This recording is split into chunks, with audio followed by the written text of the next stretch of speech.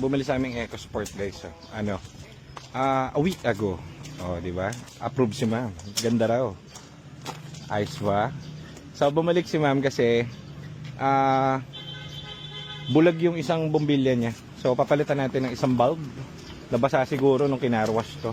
Then itong pindutan niya ayaw gumana. So pinalitan natin ng mga bagong pindutan. So yan. Naka-ready for battle na pala to si ma'am. Nabiyahe niya na. Ganda oh. One of our freshest na ano. Pinaka-fresh na ano tawag dito. EcoSport namin na new look. Lahat to refresh. Bago black niya lahat. From engine to transmission buo lahat. Gulong lahat. So, very good. Kita mo kahit maliliit na issue dito, susolusyonan namin pare. So, dinaan ni ma'am kasi papalitan namin, pundido yung bombilya, papalit na kami bombilya.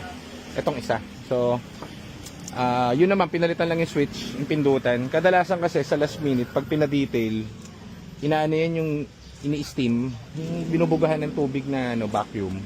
Minsan nababasa yung mga electronic, nagpo-fault kapag nire-release dito. So, yun lang magiging problem nyo rito. Ganyan. Simple, very basic.